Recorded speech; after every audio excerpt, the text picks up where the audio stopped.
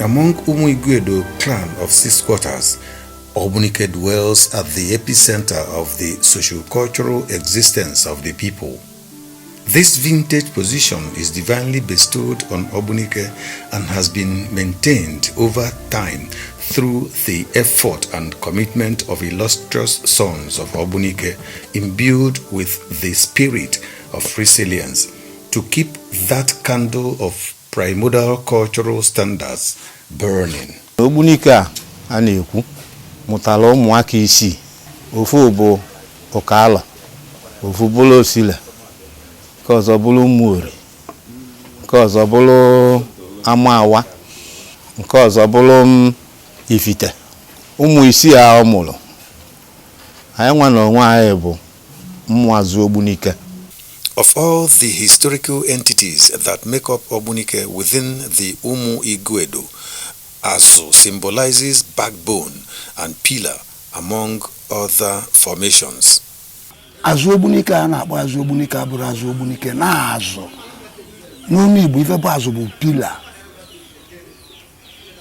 Onye bụ azụ. Mana dịtụ na ndị ọcha bịazi a na-edi ya ka oge ejiri na-adịlụva izi a na-akpọ ya Azu Ogbunike. Ọ dịka ga-asị na azụ ụkọta azụ, ọ bụrụ ụkọta azụ na azụ Ogbunike. That is the pillar of Ogbunike. Available records place an ample recognition on Ogbunike as a class community. In spheres of national politics, religion, culture, and tradition, Ogbunike retains a resounding prominence among committee of communities.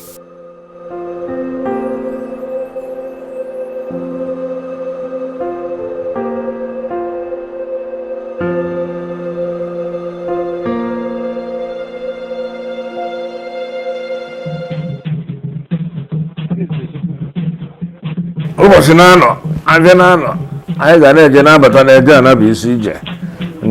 Anyị jee, anyị abata. Ibe merụ mma ka anyị nọ na ya, Olise bi n'igwe chebe anyị.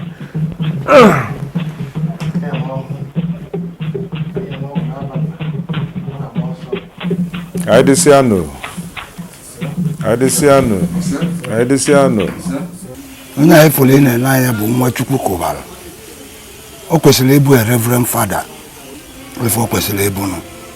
Ife o jere bụ seminary school. O mesịa ọ dị otu o si wee dị. Ọ gaba Ochibeze father. And ya ma achọrọ ka ya nọrọ n'Ogbunike bụrụ mmadụ ga-anọ n'esa aka n'ọkpa. N'ile anyị nụrụ afịa. And ife ọbụla ọ na-anọ bụ ebe udo dị. Harris Udokamma Chuma Odili hails from Azu, one of the quarters in Ogbunike, Oyi local government area, Anambra State.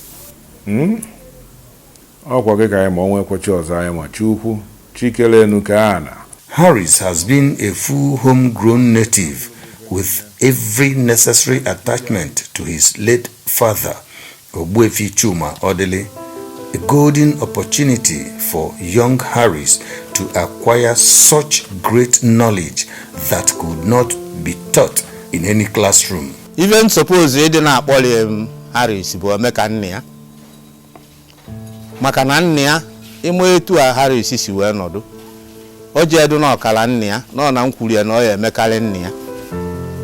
Nnia bụ ofu onye Ogbunike ji wee bilu. Eziokwu na ọ bụ nwatakịrị bụ Nnia. Mana ya na ndị ụmụaka dị ọkwa anyị. Na ya na ndị okenye na anyị o ji wee mara ife. Wa anya. Bata na onwe ụfọdụ ife ya afịaba arụ na eweruka na ọ bụ nwata. Na ndị okenye na-abịa ajụ asị ya ka esi eme ife dị etu a, ka anyị esi mi ya.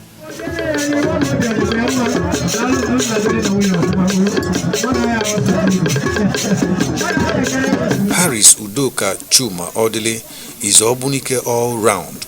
His root and lineage deeply founded the community of his own, Ogbunike. Nne bụ onye nkuzi, nne mụrụ ya bụ onye nkuzi, bụrụ nwa Ogbunike, a na-anụ ya n'Ogbunike. O wee mụọ ya bụ Harris. O nwere nke tọrọ ya nụ ngolo amụ. Chineke emeka unu. Mgbe nọrọ wee fụ na-eburu mmadụ ejiri na-eje ibe nwa eji eje mba ka ịbụ gba nna amụ gị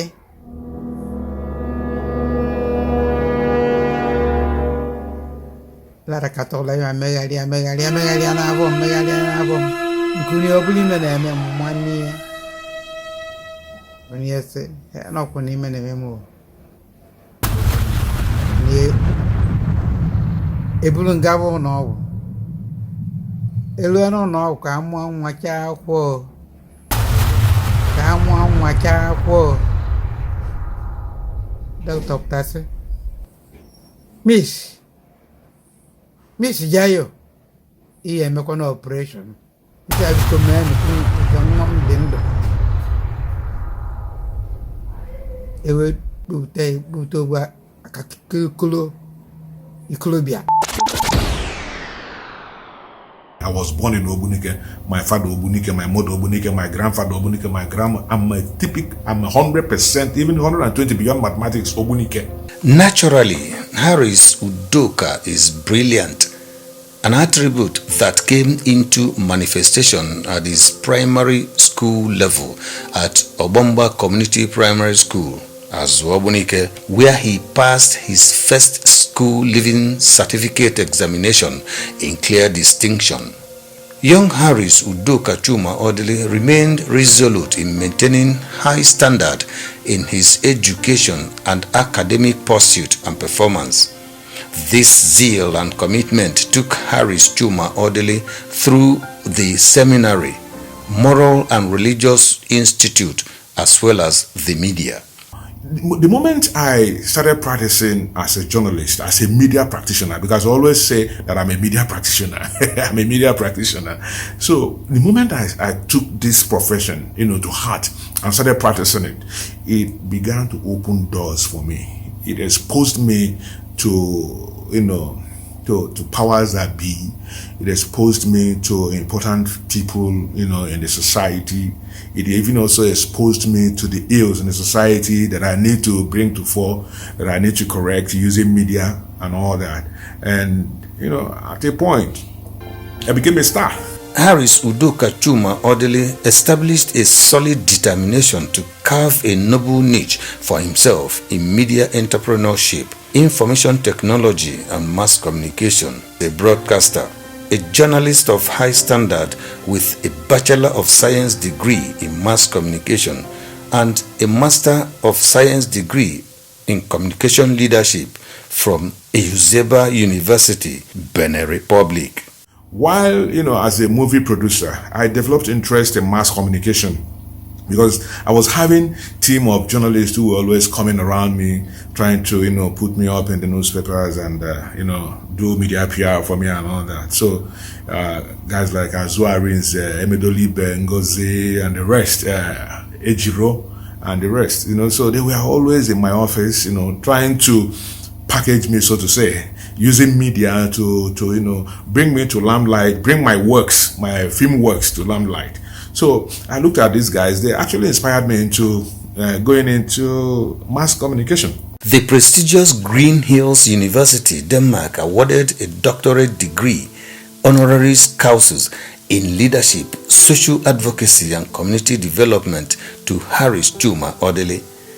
This feat no doubt prepared Harris Chuma for his expected role in his service to the society, a role he has been playing creditably. Ogene Igbo nwee ike iwere ife niile onwe wee n'elu mmadụ ọgụ. Ọ na-enyelu mmadụ aka ọbụnagodu mgbe ọ na-amara ọnya anwa ọfụma. Amaalụ m Ogene Igbo na ọ na-abụ ebulu ọgụ mmadụ ọnụba ọ dịka ya asị na ọgụ ya ka ọ na-anọ. And ọ na-agba ọgụ mmadụ ọ dị n'anya n'azụ.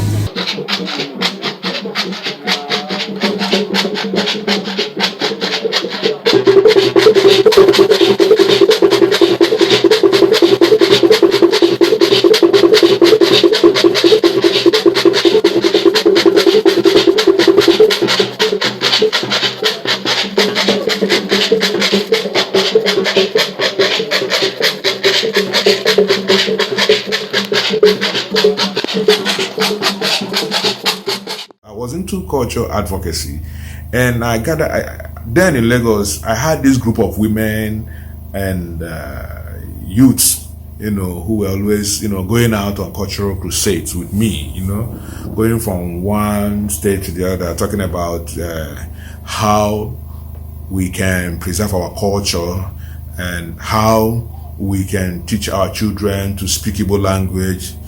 We had this belief after the UNESCO report that Igbo language was going extinction. And so we were charged with this responsibility of ensuring that the Igbo language does not go extinct. Dr. Chuma Odili Harris Udoka's expertise cuts across a wide professional landscape. A filmmaker, media consultant, electronic media producer, an advertising guru of no common pedigree, and a prolific writer of journalism background. One of them, no, a big actor. Even if we do OJJ Mebeziana Lagos officially, Owaji we Malian, we do no nebe. Eguapati, una marivana beguapati. Ogu marivuna marivana beguapati in those days, 70s, 80s. Mine is to use media to speak to the power that be, to tell truth to the powers that be, to tell them the truth, and I'm doing it successfully, not minding whose us is God, my bravery and craftsmanship in this aspect of media is out of this world. It's just divine. I'm also divinely talented when it comes to communication, strategic communication. Having obtained his postgraduate diploma certificate in corporate management from Eastern University, a fellow of the Chartered Institute of Corporate Management and Strategic Planning, Dr. Harris Chuma Odili maintains a versatile presence in the corporate business world. He sits in the board as Chairman, Chief Executive Officer, Don Harry Global Leasing Limited. His group of companies has flourishing subsidiaries in marine catering services, equipment leasing, hospitality management, haulaging, fashion and media production services. What I did was a mapo. Initially it was just my media business, journalism, broadcast journalism, going for contents, having programs on television, drama series, talk shows, organizing music shows, picking contents and running it on TV, episodically and all that. I was just busy doing all that. At a point, I was even involved in post-production activities like editing and all that, training editors, even training cameramen how to operate digital camera and all that. So, but at a point, I discovered I wasn't making money from all this effort. I discovered that my responsibilities were increasing, I had gotten married, had my own family running, a lot of dependents and all that. So I was like, would this see me through? Just this media work, this Toga independent television producer, one that goes out there to look for contents, come to TV station, beg for airtime or share proceeds, and all that. And before you know it, even the TV owners, they go with the better part of the proceeds. So, and it wasn't really meeting up to my responsibilities. My needs were increasing. So I decided to look outside the media industry. So that was when I did the MAPO. One unique personality trait of Dr. Harris Udoka Chuma Odili is his unreserved attachment to the Igbo cultural mien and traditional disposition of his people. I'm a very proud Igbo man. Very proud. I am proudly Igbo. And that is what I flaunt anywhere I go. I am the Igbo man that when you see, you recognize, you identify immediately that this man is an Igbo man. Chief Dr. Harris has been having a warm relationship with the Ogbunike Council of Royalty, an Ogbuefi, a core traditional titled young man. Harris obidoli na mmụaka wee sobe nne ya maka na onye ọbụla tọrọ nne ya n'okwu ya na nne ya na-anọ iwu bụ na ọ ya ama omenala omenala ụmụalụ ka o ji aga ebe ọbụla ọpụta na kwuo okwu ma ọ kọọ ebe gbasara omenala ewelie na eziokwu ka ọ bụ Harris anyị na-ene anya ọ bụ na ụzọ izu ive na-abụ ka eji ama mmadụ amala na ebe ajọ mmadụ amala na ebe ezigbo mmadụ mana Harris life wa dị iche o gosi na mmadụ Chukwu zitere anọ onwe purpose ozi jizite ya am purpose o ji wee zite ya ọ na-alụ na-aga n'iru You see this red cap on my head, you don't dare put it on or take the title while your father is still alive. That's just what it is. So if you come to my town, Obunike, you look at the stages that you will go through before you get to this point of having this prestigious cap on your head. You have to start with what we call Ozonwa. That's Ozono. From there, you take Ozo Obunike, you become an Ozo and Nze. So you can go with the title Nze. You go with the title Nze, okay? From being Nze, if your father is still alive, you remain as Nze until your dad is gone. Before you can go further to becoming an Ichie, from being an Ichie to now Ogbuefi. That's when you have this red cap. So I observed these traditional rites. I have all these titles from Ozonwa to Ogbuefi. And, as an Ichie in my place, it places you on a very high pedestal. You're no longer an ordinary person in the town, Driven by his inexplicable intrinsic passion for the Igbo culture, Chief Dr. Chuma Harris began the Ogenigbo movement, a socio-cultural organization and charity foundation with the aim solely for the promotion of Igbo culture and tradition using the digital media as a veritable instrument. The Ogenigbo movement actually started in 2011 in Lagos. Like I said earlier, I was actually involved in Igbo cultural promotions, as a cultural advocate. Today, the success story of Ogenigbo movement has taken the personality of Chief Dr. Harris Chuma Odili to a higher pedestal that it has almost overtaken his real name. Ogenigbo has become a household name and refers to the same person as Chief Dr. Harris Udokamma Chuma Odili. Ogenigbo. Ọbọzi Ogenigbo ka ọ bụrụ ọkarịbụ Ogenigbo. Ọbọzi Igbo ka ọ na-agụrụ n'ogene Nigeria ka ọ bụ. Omenala Igbo niile. O bidoro n'ezi ebe ọ nọ na Lagos bụ n'ezi Igbo. Ị na-adụkwa ibe m na-agwa ya. Ndị Igbo nọ n'ezi chibodiri eze ndị Igbo. Before Ogbunike ebe a mụrụ ya. Wee chie Ogenigbo. Igwe Ọrazulike eze ndị Igbo, Lagos State, through his palace secretary, wrote me and said they wanted to appreciate my effort, in promoting Igbo language, Igbo culture, and all that. So I was honored, during one of his, that was 2011 New Yam Festival. So that was how the Ogenigbo thing became a title for me. Right there in the presence of 11 traditional rulers from Igbo land and the Ezendigbo, association, right there, I was given the title for the first time, Ogene Ndigbo.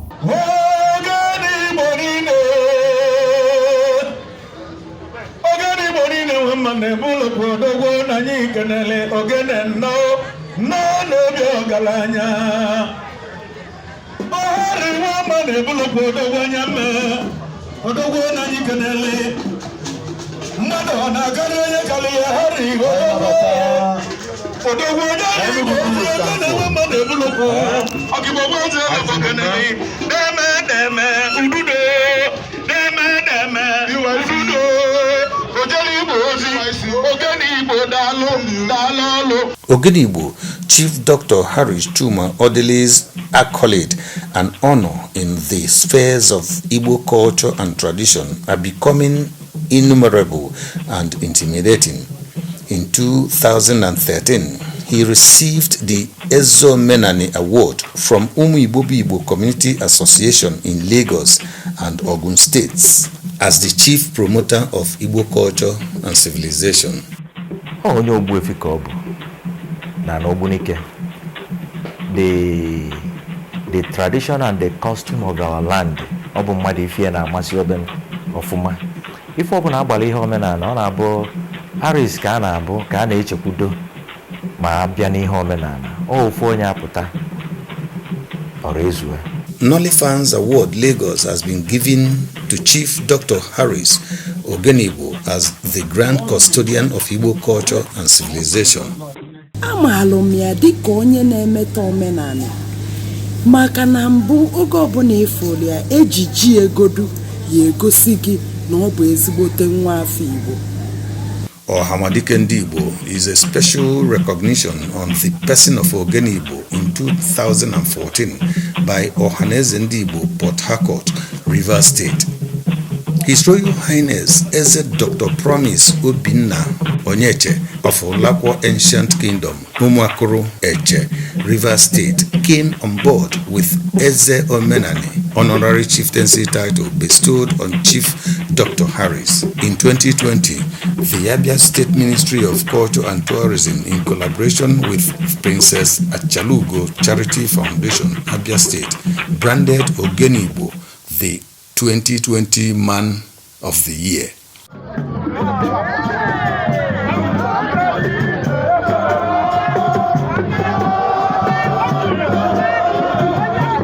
Noble title Feather was added to Ogenigbo's Cap of Honor also in 2020 by the Otonwanne age grade as Ogbunike.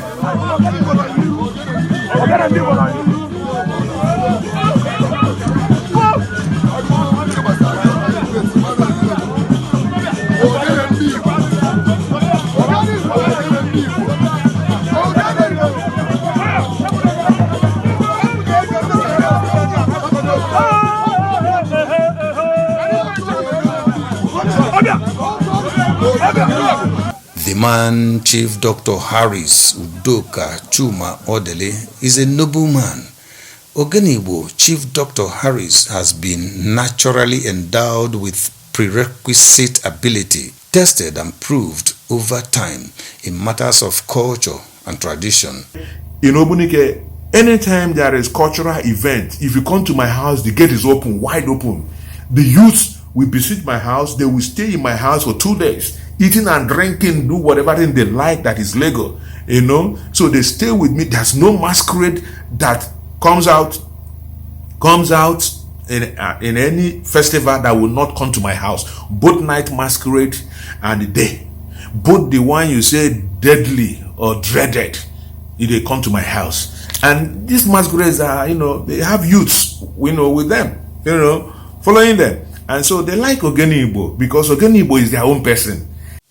Ogenigbo, a distinguished frontliner and crusader of the culture and tradition of his people, with unrelenting spirit of doggedness, resilience, and commitment to do more and even better in times to come, given the opportunity, and God being his helper.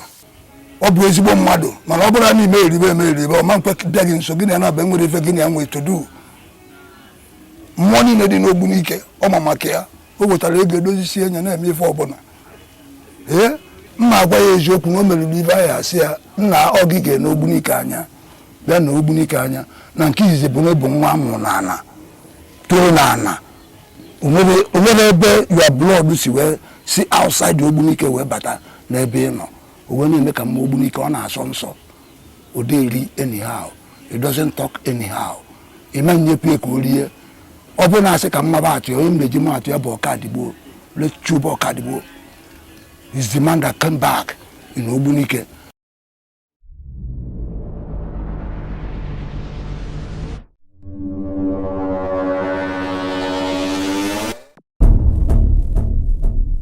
ọ bụ na ji na-elu ka uche ife a bụ ilu ka m tụrụ ọ bụ na ji na-elu otu a ji si elu ka uche mmadụ si elu mma asị na Ogbunike enwegbo sọmbọdụ a ga-aga n'alụ aka ka traịkị ya